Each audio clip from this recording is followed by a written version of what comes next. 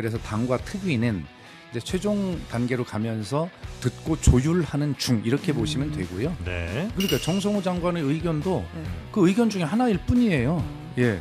섣불리 결단으로 이게 결정됐다라고 보지 마시고요. 네. 그런 의견들이 최종적으로 이제 마지막을 향해서 조율돼 가고 있다 이렇게 보시면 됩니다.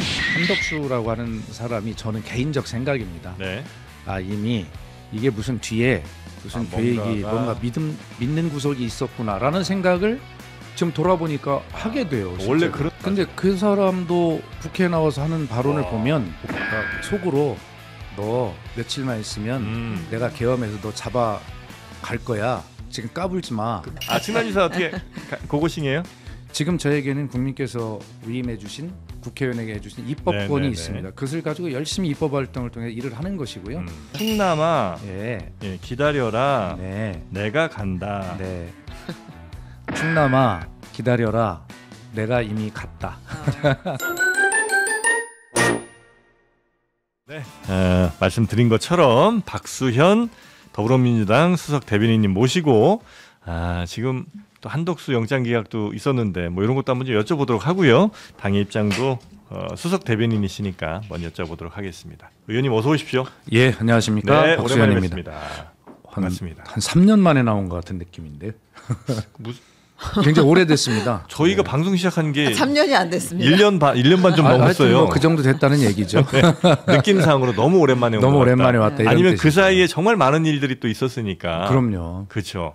네. 3년이 아니라 한 30년에 겪었어야 될 일이 한 1년 사이 있었으니까. 맞아요. 그렇게 시간이 많은 네. 일들 속에 빨리 지나갔네요. 아유, 네. 하여튼 너무 고맙습니다. 네, 다시 불러주셔서 고맙습니다. 네. 자, 그리고 우리 최윤경 기자 함께하겠습니다. 네, 안녕하십니까. 네, 반갑습니다.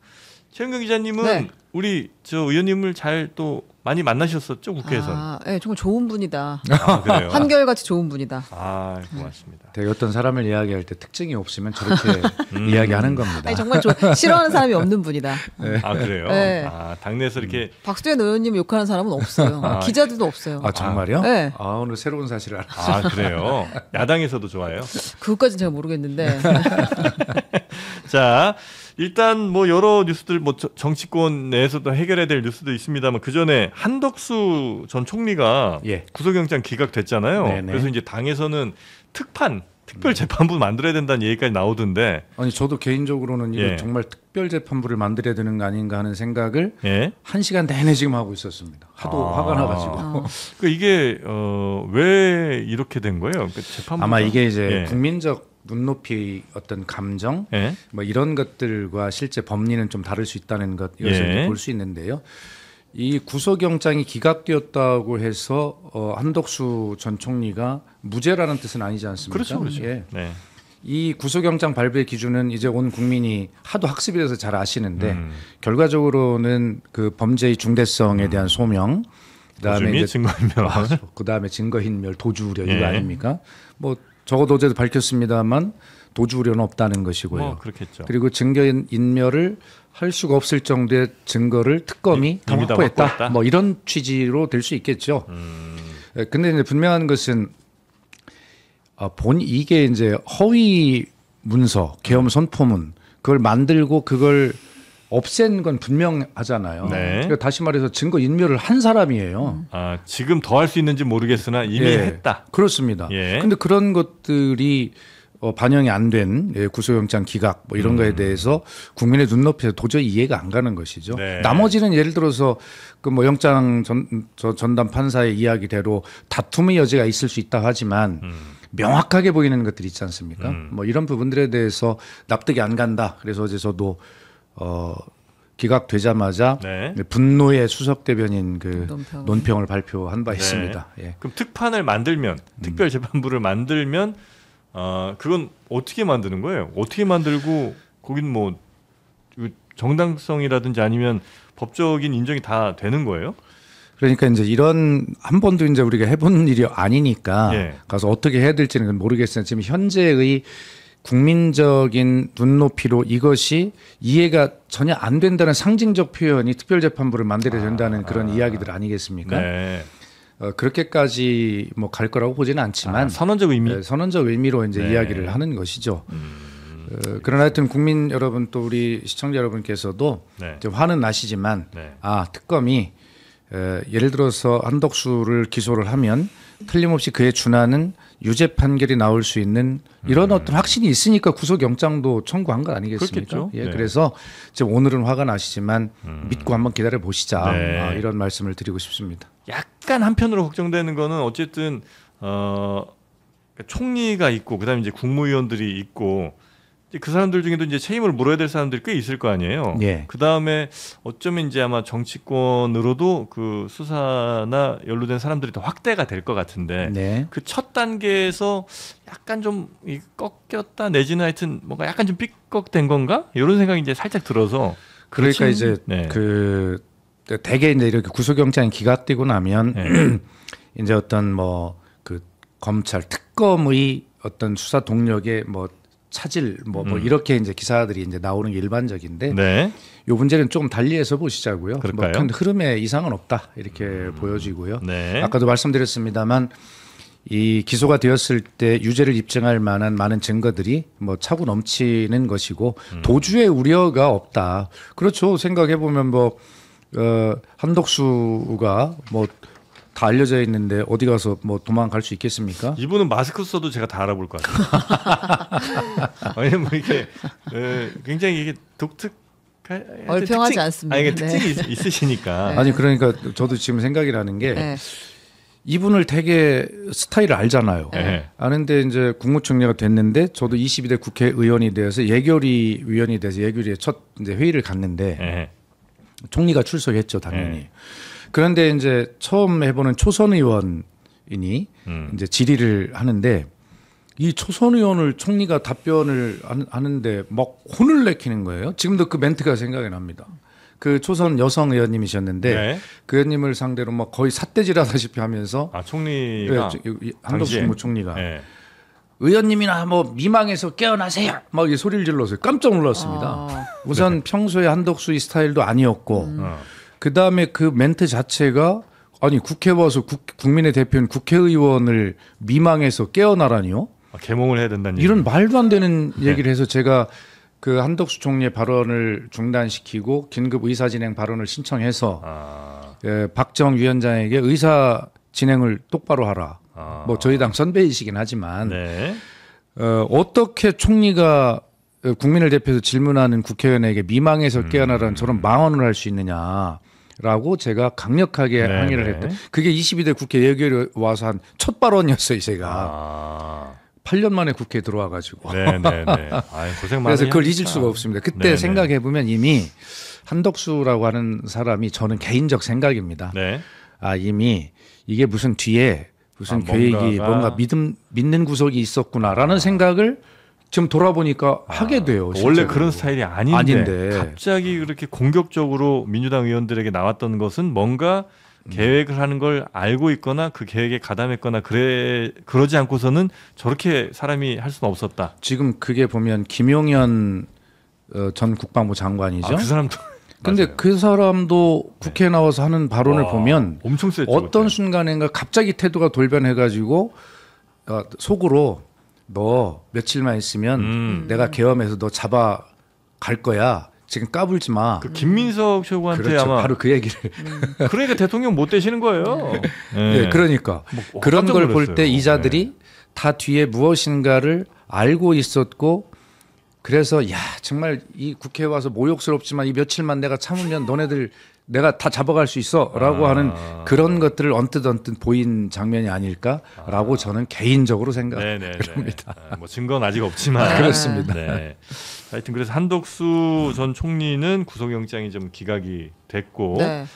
어떻게 다시 청구하나요? 아니면 그것까지는 아직은 공지가 되지 않았고 어쨌든 법원의 판단을 존중한다는 특검 입장까지만 나온 상태입니다. 그러나 네. 우리 저희 민주당에 네. 그 3특검 종합대응 뭐 대책위원회가 있지 않습니까? 네. 거기에서 오늘 입장을 발표했는데 특검이 다시 보완 수사를 통해서 다시 영장을 재청구하라라고 하는 입장을 냈습니다. 네, 알겠습니다. 자, 그럼 이제 네. 본격적으로 여당 야당 이야기. 네, 아니 근데 지금 계속 댓글에 네. 정성호 법무부 장관 이야기가 계속 올라오고 있어요. 지금 요 얘기 좀 그러면 제가 네. 설명을 좀 하고 넘어갈게요. 검찰 개혁에 대해서 네, 정성호 법무장관은 조금 좀 신중히 가자를 좀 여러 차례 얘기를 했고 당에서는 빨리 지금 저 검찰 개혁 속전속결로 가야 된다 이제 이렇게 약간 맞붙은 것처럼 보입니다. 네, 그렇게 보이죠 지금. 네. 그러나 그게 아니라는 말씀을 드리고 싶어요. 지금 정성호 장관에 대한 뭐 댓글, 문자 이런 게 많이 온다고 저도 들었거든요. 네. 기자님들 질문을 받았어요 아침에. 뭐 그렇다는데 이렇게 그래서 알게 됐는데 지금 우리가 검찰 개혁은 한 번도 가보지 않은 길을 지금 가고 있는 겁니다. 그렇기 때문에 지금 뭐 토론하고 있는 어떤 것들을 검찰청은 폐지하는데 어떤 거를 신설할 거야. 이 신설된 기관은 어느 부처에 둘 거야. 뭐 이런 것들을 가지고 지금 이야기를 하는 거잖아요. 네. 근데 우리 앵커나 우리 최윤경 기자님이나 보면 거기에 대해서 어떤 것이 옳은 것인가라고 하는 데 대한 확신이 있습니까? 아직 못 하는 거잖아요. 네. 그죠? 그러니까 한 번도 가보지 않은 새로운 길을 우리는 내고 있는 것인데 그러므로 어떤 길이 옳은 것인지는 아무도 모릅니다. 네. 다만 우리 앞에 여러 갈래의 길들이 지금 선택지로 놓여 있고 그렇게 아이디어 차원으로서 나오고 있어서 이것이 옳고 그름이 문제가 절대 아니다. 어떤 길을 가볼 거냐는 정말 검찰 개혁이라고 하는 한 70여 년 만에 이 희망을 가지고 서로 좀 희망의 이야기를 하고 있는 거예요. 어깨 높이가 다르지 않습니다. 똑같습니다. 아니 근데 이게 뭐 작년 말쯤 생각해서 올해 막 추진하시는 게 아니고 벌써 짧게 봐도 한 10년 정도는 되는 것 같고 좀 길게 보면 한 20년 가까이 된 얘기잖아요. 그러면 민주당에서도 이 검찰 개혁의 여러 방안에 대해서 수많은 연구를 하셨을 거고 당연히 어떤 그림으로 가야 된다는 거에 대해서는 컨센서스가 당연히 전 있을 거라 생각을 하거든요. 그러니까 그 컨센서스가 지금 거의 이제 좁혀져서 네. 정성호 장관이 예를 들어서 뭐 이야기하는 뭐 그런 어느 부처에 뭐를 어떻게라고 하는 게 있고 또 다른 의견 그건 아니고 요 부처에 둬야 돼라고 하는 이런 것들 정도로 이제 좁혀진 겁니다. 그 수많은 의견들이 그래서 그러나 거듭 말씀드리지만 이것은 어떤 것이 옳은 것인지 그런 걸 판단하는 게 아니에요. 네. 다 각자 장점이 있으면 거기에 대한 걱정이 다 있는 길이에요. 그러므로 최대한 의견을 모아서 그 경우의 수를 좀 좁혀보되 그러나 최종적으로 예를 들어서 당 지도부나 또 대통령실에 예를 들어 보고가 된다고 한다면 네. 그런 수준에서 상태에서 보고가 될 수 있죠. 지금까지 좁혀봤는데 A, B 이 복수안으로밖에 좁히지 못하겠어요. 그러면 이것에 대해서 결과적으로는 최종적으로 결단해서 선택할 수밖에 없는 그런 어떤 길로 상황으로 갈 수 있는 거거든요. 그게 자연스러운 것이고요. 대통령께서 예를 들어서 뭘 선택을 한다 하더라도 대통령께서도 어떤 것이 부작용이 적은 거고 어떤 게 더 옳은 건지 이게 되는 건 모른단 말이에요. 다 의견일 뿐이지. 네. 그래서 정성호 장관도 이야기하는 것이 검찰개혁의 속도를 늦춘다거나 반대한다거나 이런 건 아니잖아요. 의견일 뿐이죠. 그래서 그런 어떤 의견들이 똑같은 눈높이에서 위치해서 지금 존재하고 있고 조금씩 좁혀가고 있는 중이다. 아니, 이런 그걸 뜻이에요. 다 좁히는 것까지 또 한 5년 10년 기다릴 것보다는 차라리 어차피 두 개 길이 있는데 그중에 뭐가 옳은지를 잘 모르겠다는 거라면 하나를 차라리 가고 그다음에 생긴 문제점들을 보완하는 방향으로 빨리 가는 게 낫겠다는 생각을 혹시 하지는 않나요? 아니 당에서? 그러니까 예. 제가 말씀드린 대로 예. 결단으로 선택하게 될 수도 있다. 바로 그 지금 말씀하시는 그 지점이에요. 네. 그러나 지금 아직 그 지점은 아니라는 뜻이에요. 그 정성호 장관이 이야기했다. 그러면 우리는 또 이재명 대통령의 생각이 들어있는 건지 본인의 이제 개인적인 생각인 건지에 대한 궁금증이 생기잖아요. 검찰개혁은 이 정권에서 하기로 약속한 것이니까. 그렇죠. 네. 근데 지금 당과 정이 이렇게까지 차이가 난다. 그러니까 쉽게 말하면 정성호 장관은 법무부를 지키겠다, 검찰을 좀 지키겠다는 입장이 매우 강한 것 같고 지금 보니까 기소를 할 수 있도록 검찰청을 전담 조직으로 놔두고 그다음에 이제 중대범죄 수사를 하는 것도 법무부 밑으로 두고 행안부 산하가 아니라 법무부 밑으로 땡겨가고 그리고 국가수사위원회 같은 건 이제 헷갈리는데 만들지 말고 이러자는 취지인 거고 민주당에서는 아무튼 검찰은 없애버려야 돼. 아예 없애 그냥. 없애고 그리고 이제 뭐 공소청이라는 걸 새로 만들어서 그냥 기소만 하는 데를 따로 두고 중수청을 행안부로 갖고 와야지 도대체 법무부를 어떻게 믿고 이런 생각이 지금 아주 차이가 큰 거잖아요. 그러니까 지금 이제 모든 그 많은 수십 가지의 그 안들 중에 이제 거기까지 좁혀진 겁니다. 결과적으로 네. 중수청을 뭐 법무부에 둘 거야 아니면 행안부에 둘 거야 네. 뭐 이런 정도의 이야기가 남아 있는 것이거든요. 그래서 이제 당내 특위가 지금 돌아가고 있지 않습니까? 네. 그래서 당과 특위는 이제 최종 단계로 가면서 이제 더 검찰 개혁에 대한 이런 의견들을 더 듣고 조율하는 중 이렇게 보시면 되고요. 네. 그래서 그 조율을 그러니까 정성호 장관의 의견도 그 의견 중에 하나일 뿐이에요. 예. 그래서 이제 그런 부분들이 다 조율이 되고 조율이 될 때까지 한 뭐 단일안으로 조율이 안 될 가능성이 매우 많죠. 그러면 그런 상태로 이제 올라가면 그 중에서 뭐 당 지도부 다시 말해서 뭐 당 대표와 또 청와대 대통령실에 보고를 할 때 대통령실 대통령님과 예를 들어 최종적으로 그래 뭐 이 정도까지 좁혀졌으면 뭐 이걸 한번 해봅시다. 지금 앵커께서 말씀하신 대로 네. 결과는 아무도 모르니까 그렇게 가는 것이지 정성호 장관이 검찰 개혁에 무슨 의지가 약해졌다거나 뭐 검찰 중심으로 다시 검찰 개혁을 하려고 한다거나라고 하는 그런 비판을 받을 일은 아닙니다 현재로. 그래서 그런 의견들 지금 검찰을 역사 속으로 아주 사라지게 해야 되겠다라고 하는 이것에 대해서 이견이 없는 거예요.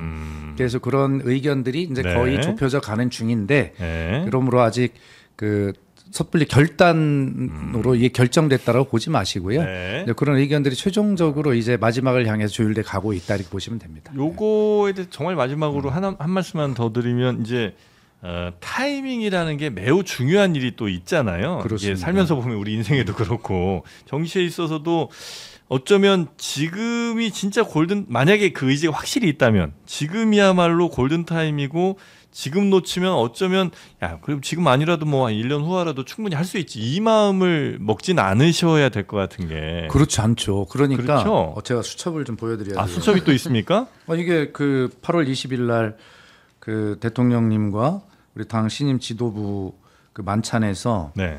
제가 참석해서 당연히 수석 대변인이니까 거기에서 기록했던 네. 예, 그 내용을 네. 자 앵커님 보시 여기 브리핑이라고 제가 그 자리에서 쓴 거 아닙니까? 네네. 그래서 여기 쭉 기록해서 이게 그날 기자님들께 네. 발표했던 브리핑문입니다. 지금 안 보여서 찍으시는 거죠? 아니 증거로 남기려고.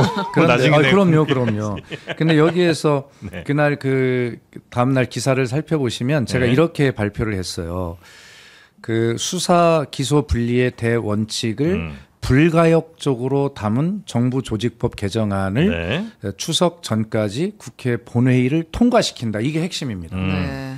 이건 이제 그러면서 기자님들께 이제 제가 말씀하시기를 이 내용은 검찰청은 추석 전에 폐지된다. 검찰청은 역사적으로 사라진다. 이렇게 네. 제목을 뽑아도 된다. 이렇게 말씀을 드렸죠. 네. 그래서 그것은 이제 앵커께서 말씀하시는 것은 네. 아까 불가역적으로 들어있지 않습니까? 예. 걱정 안 하셔도 됩니다. 네. 그렇습니까? 그리고 이제 그게 정부 조직법이 통과가 되면 네. 거기는 뭐가 담기냐면 32조 검찰청을 법무부 산하에 둔다라고 하는 조직의 근거가 있잖아요. 네. 그거를 없애는 없애고. 거죠. 그럼 검찰청이 사라지는 거죠. 그럼 뭐를 할 건데 신설하는 조직이 거기 담길 거 아닙니까? 네. 중수청, 공수청이 됐든 뭐 기소청이 됐든 뭐가 합의되는 대로 거기에 담기면 네. 그것은 불가역적으로 가는 겁니다. 네, 네, 돌릴 네, 수 네. 없습니다. 그리고 대통령께서도 좀 국민이 혼란이 생기지 않도록 좀 자세하게 좀 챙겨주세요라고 하는 건 천천히 하라는 뜻이 아니라 네. 이것까지는 완벽히 빨리 하고 네. 불가역적으로 하고 그리고 나서 그 뒤에 이제 예를 들면 중수청이 생긴다면 네. 중수청 설치에 관한 개별 법을 또 만들어야 돼요. 그런 법을 만드는 추석 이후에 만드는 그것에 대해서는 좀 천천히 많은 의견 더 들어서 세밀하게 혼란하지 않도록 만들 수 있는 시간이 충분히 있거든요. 네. 그래서 추석 전에 검찰청은 역사 속으로 사라지고 폐지된다. 그리고 이런 게 신설된다. 라고 하는 것은 추석 전에 확실하게 끝나는 겁니다.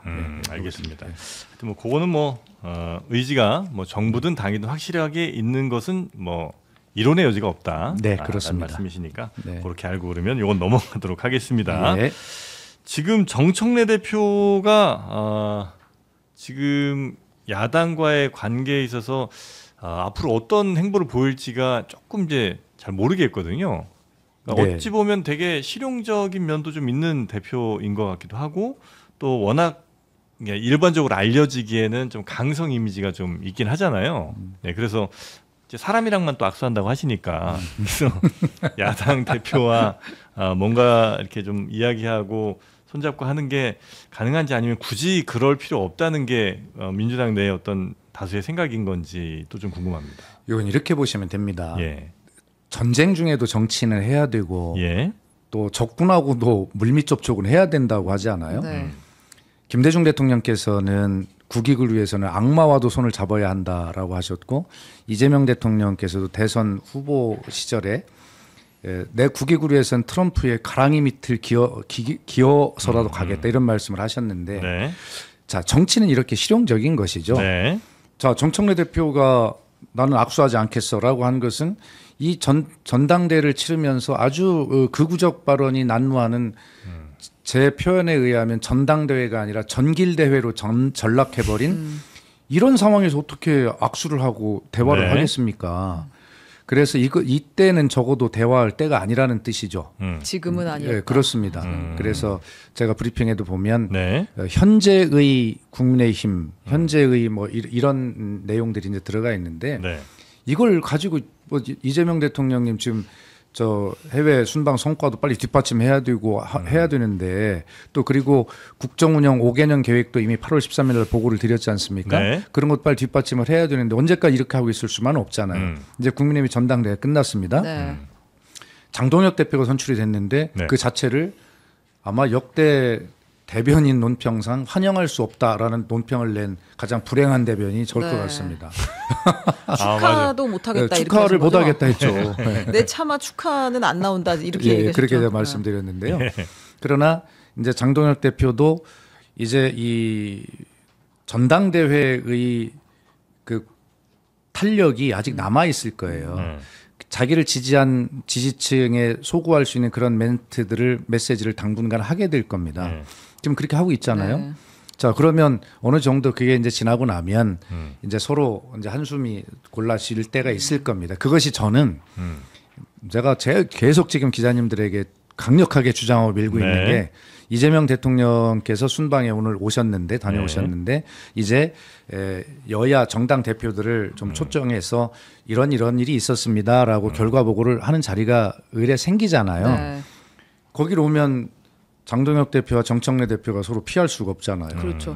국회 본회의장만 해도 넓으니까 피해갈 수 있는데 네. 그래서 만나면 네. 대통령께서 자 이리 좀 와보세요 하고 네, 손을 잡게 하는. 아 친해지길 바래 가요. 야, 이러면서 악수해, 이제 빨리. 이러면서 네, 이제 화해해. 제가 뭐 이런 성과를 거두고 왔고 또 이런 과제가 남아 있는데 네. 좀 많이 도와주세요. 꼭 손을 붙잡고 이렇게 손을 잡게 안 하더라도 말씀으로 손을 잡을 수밖에 없는 그런 어떤 상황이 되지 않겠습니까? 그래서 저는 기자님들께 제가 내기를 하자고 그랬어요. 네. 틀림없이 바로 손 그 잡는다. 지점이 대통령이 부르시는 그 외교 성과 설명에 관한 자리가 네. 결과적으로는 그 모멘텀이 될 거다 이렇게 이제 이야기를 하고 그렇게 소망하고 있습니다. 네. 그 장동혁 대표는 차마 축하는 못 하셨는데 만약 김문수 후보가 대표됐으면 축하는 하실 뻔했어요? 아니요. 그 앞에 둘 다 안 돼요? 그 앞에 문장에 네. 바로 결선 투표 올라간 것에 대해서 언급하고 있죠. 네. 어차피 극우 쌍둥이가 올라온 결선이기 때문에부터 누가 됐든 네. 쉽지는 않았다. 근데 그 지금 장동혁 말씀해 주신 거는 장동혁 대표도 자기 당내 선거하면서 말 더 거칠어진 부분도 있을 거고 네. 거기에 좀 약간 잠잠해지면 그다음에 어쨌든 정치는 해야 되는 거니까 네. 아마 그 말씀을 해주시는 것 같은데 그래도 이게 민주당에서 한 얘기도 있잖아요. 그러니까 내란 정당이라는 이제 뭐 네이밍을 이제 해주셨잖아요. 그러면 그 사람들이 적어도 뭐 그 계엄에 대한 사과 혹은 뭐 탄핵 그 과정에 대한 사과 정도는 해야 적어도 민주당에서도 같이 뭐 가자고 할 만한 최소한의 명분이 확보되는 걸 거 아니에요. 근데 그 사과나 이런 거 없이 그냥 뭐 그렇게 말없이 오면 다시 그냥 그래 뭐 정치니까 이렇게 손 잡을 수가 있는 거예요? 뭐 그런 것은 아니겠죠. 그리고 네. 국민의힘이 그렇게 해서도 안 된다고 생각을 합니다. 예. 다만 이제 그 전당대회 이후에 장동혁 대표가 어디까지 하실지는 모르겠습니다만 네. 현재까지 보면 그 찬탄 반탄이라고 하잖아요. 네. 그 세력까지 제거하겠다라고 하는 이런 움직임까지 지금 보이고 있지 않나요? 예. 그래서 이게 언제까지 갈지라고 하는 것에 대해서 저도 확신은 없어요.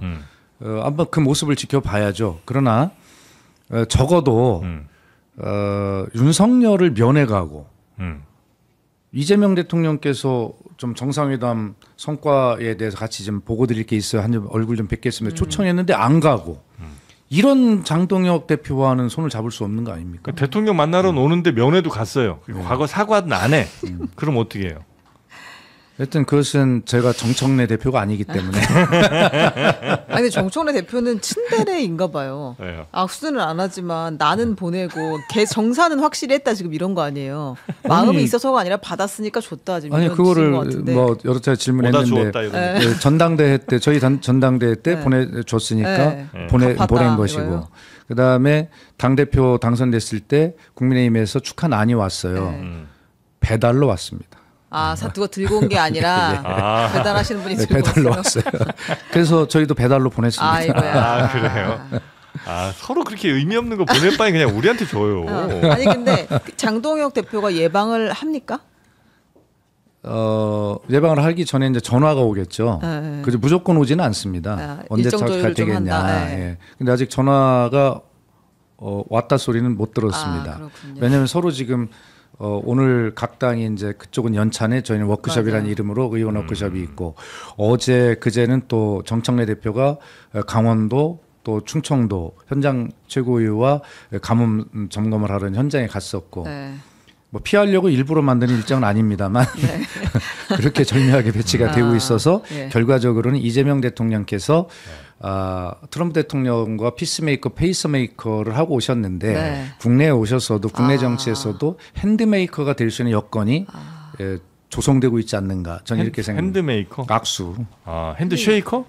그렇게 다 쓰면 길잖아요. 네. 근데 아무튼 참 고단하네요. 대통령이 그것도 해야 되고 저것도 해야 되고. 그래서 오로지 이렇게 잘 여야 간의 그런 대화의 무드가 조성이 되고 계기가 된다면 그 또한 대통령께서 아마 좀 칭찬을 받아야 될 일이 되도록 그렇게 만들어야 된다. 저는 기왕여기까지 왔으니까 그렇게 생각합니다. 네, 그럼 좀 이제 적극 지지하시는 분들의 목소리를 제가 빙의해서 담아서 한번 여쭤보겠습니다. 그 국민의힘과 굳이 대화라는 거를 해야 되는 이유는 뭐죠? 예를 들면 뭐 예전에 이제 법안 처리 같은 거 할 때 뭐 120석 대 뭐 140석 이렇게 되면 이제 서로 뭐 대화를 좀 해갖고 합의를 해서 통과시켜야 될 부분 분명히 있지만 지금 같은 경우는 사실 법안 통과하는 데 있어서 큰 문제가 없잖아요. 네. 그러면 굳이 민주당이 국민의힘 특히나 지금 과거에 대해서 뭐 사과나 반성도 없는 상황에서 굳이 뭘 협의해서 무슨 법안을 어떻게 뭘 위한 그러니까 대화를 해야 된다는 거예요? 그냥 모양 좋게 하려고 대화를 하는 거예요? 정치의 본령이죠. 그것이 이제 합의와 협의, 민주주의 원칙 이런 것인데 지금 저희가 13 위헌 불법 비상 계엄으로 대한민국의 민주주의가 말살되고 가치가 무너졌지 않습니까? 네. 이걸 정상화하는 과정입니다. 그 정상화하는 과정도 그 과정부터 정말 민주주의 본령에 맞도록 정치의 본령에 맞도록 하는 것이 진정한 회복 아니겠습니까? 저희가 힘이 있고 가능하다고 그래 숫자로 가능하다고 해서 그렇게만 가버리면 결과적으로 정상적으로 대한민국을 세우는 진정한 정치의 본령 민주주의를 찾아가는 길은 아니라는 그런 생각은 누구나 할 거 아니겠습니까? 네. 그래서 이 정말 비상시국입니다. 내란이 아직 종식되잖아요. 이 상황에 제가 무슨 공자님 같은 이런 말씀을 하는 게 아니라 가급적이면 그렇게 하되 안 되고 꼭 우리가 해야 될 일이 있으면 지금 말씀하신 대로 그런 비상수단을 써서라도 국민이 주신 수의 힘으로라도 해야 되는 건 해야 되겠죠. 그러나 가급적이면 함께 할 수 있는 분위기를 만들 수 있도록 저들이 비정상적으로 무너뜨린 민주주의를 우리는 정상적인 방법과 과정으로 회복시켜야 그것이 진짜 회복 아니겠습니까? 그런 생각을 하는 것입니다. 그 상대가 설령 탄핵에 대해서도 반대를 하고 윤석열을 다시 면회가겠다고 하는 그런 상황임에도 불구하고 그 대화는 필요하다.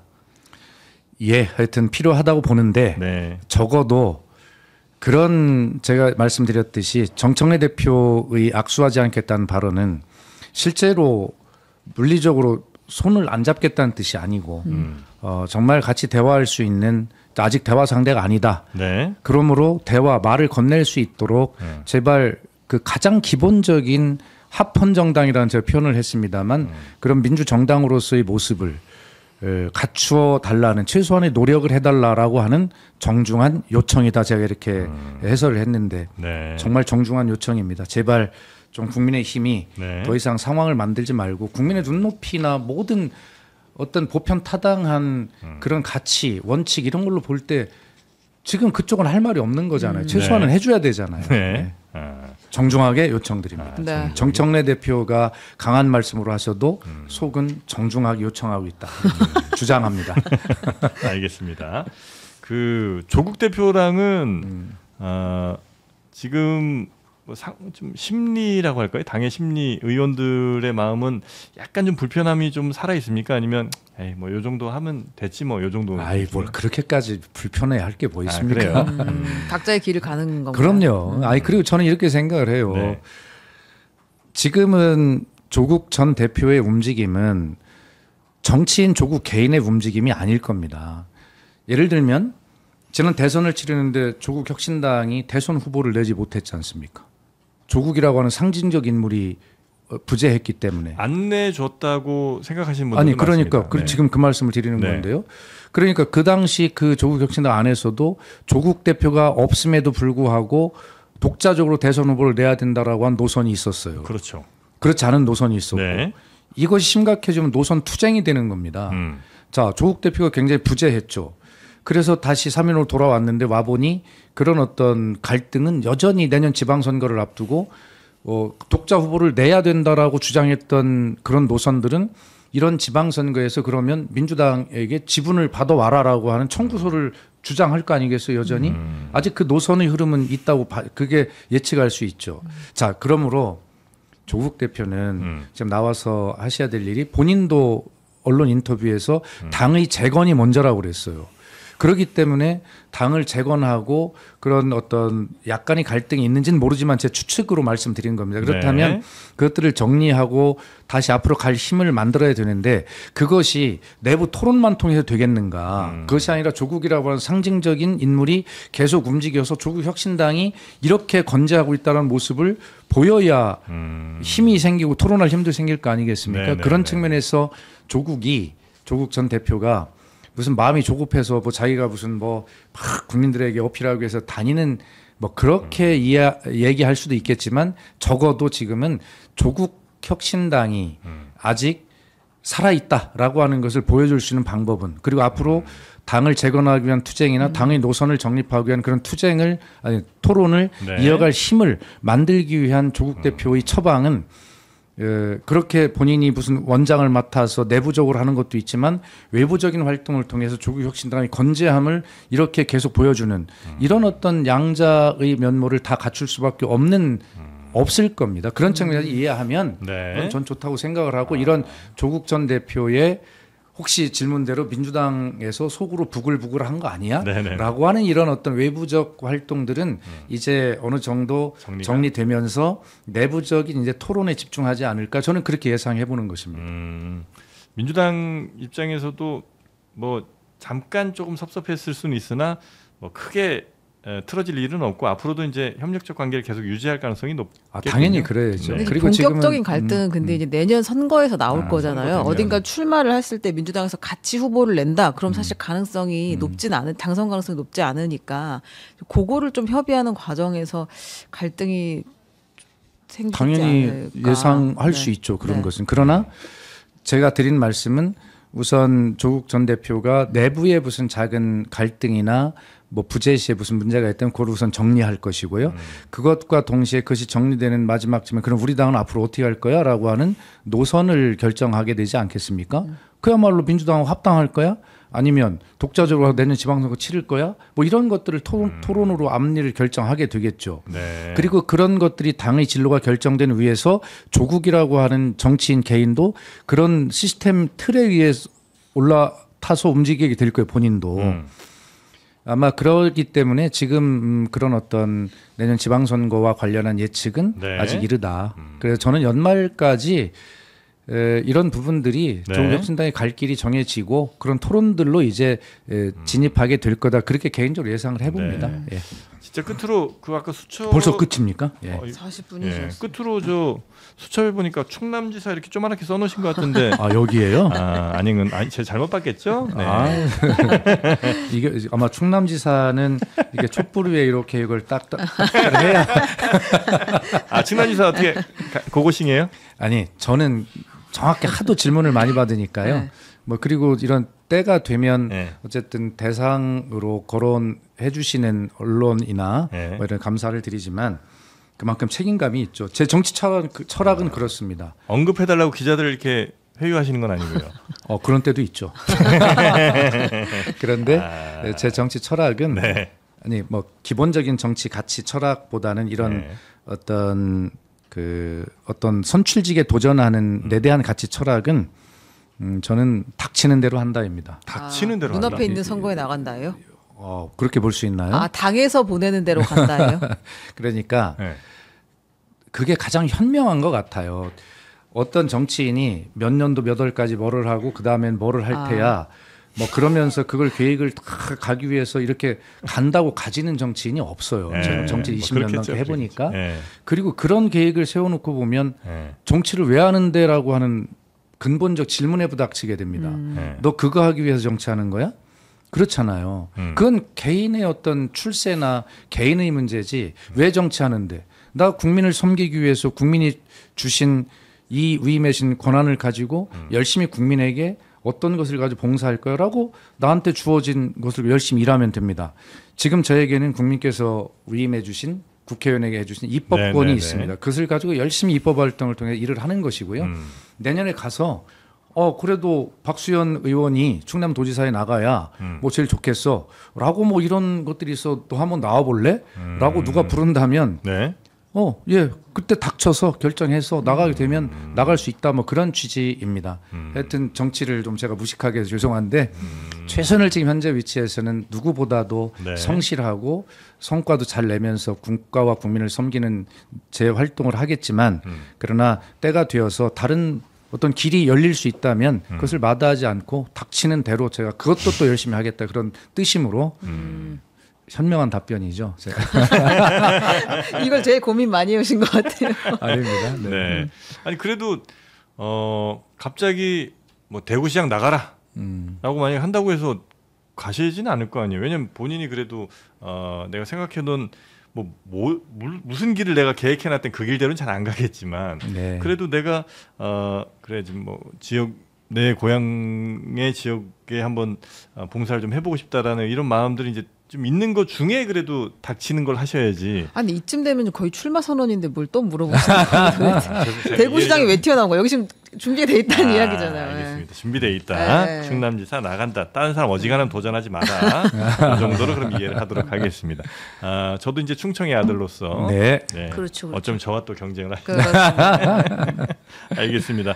자 오늘 그러면 박수현 더불어민주당 수석 대변인 겸 예비 충남도지사 출마 호소인 너무 나갔나요? 아닙니다. 하여튼 뭐 너무 안 나갔어. 우리 최윤경 기자님께서 오늘 제 출연을 놓고 기사를 한 꼭지 쓰실 게 있어야 되는데 네. 기사를 쓰실 만한 내용이 없어서 죄송합니다. 근데 하여튼 이게 제가 대변인만 10번째인데요. 네. 대변인을 하도 많이 하다 보니까 기자님들에게 기사거리를 제공하지 않는 제목으로 뽑히지 않는 발언을 하는데 아마 네. 굉장히 훈련이 도가 됐어요. 맞아요. 네, 맞아요. 요거 하나만 좀 따라해 주시면 안 될까요, 그러면? 어떤 거요? 충남아 예. 기다려라. 네. 내가 간다. 네. 충남아 기다려라. 내가 이미 갔다. 써. 이거 기사 네네네. 제목으로 해서. 아니 이게 무슨 말씀이냐면 제가 이번에 국정기획위원회에서 국가균형성장 특별위원장을 했지 않습니까? 네. 그러면서 정말 지금이 너무 중요한 시기인데 대한민국의 미래를 결정할 굉장히 중요한 시기에 지방 소멸을 어떻게 막아낼 것이고 수도권을 포함한 전국을 어떻게 경쟁력을 갖도록 하느냐인데 저에게 제가 감히 그랬어요. 저에게 제가 24년 동안 정치를 하면서 제가 감당했던 어떤 일보다 제 정치 모든 삶을 다 포함해서 가장 보람 있는 2달을 보냈다. 예, 아마 역사에 남는 그런 시간이 될 것이 인생에도 그렇다는 말씀인데 네. 지방의 균형 성장, 지역의 성장이 국가의 성장이라고 하는 새로운 이재명 정부의 국정 운영 계획 철학을 제 손으로 어쨌든 그걸 만들었다라고 하는 측면에서 뭐 제가 만든 건 아니겠습니다만 그 위원장으로 그 비전을 그려냈다는 것에서 저는 국가 균형 성장의 감히 네. 설계자다 이렇게 제가 주장을 하고 다닐 겁니다. 그래야 저에게 그렇게 제가 주장을 해놔야 네. 그걸 책임을 지지 않겠습니까? 그래서 제가 잘난 척하기 위해서 드리는 말씀이 아니라 책임을 지기 위해서 저를 그렇게 규정을 시키고자 하고 그거를 끊임없이 앞으로 제 남은 정치 인생은 네. 그걸 위해서 헌신해야 되겠다는 생각을 가지고 있습니다. 알겠습니다. 거의 출마 선언이네요 지금. 네, 출마 선언 대단히 감사하고요. 네. 우리 박수현 의원님 대단히 감사하고 감사합니다. 네, 네. 또 뵙겠습니다. 네, 감사합니다. 고맙습니다. 감사합니다.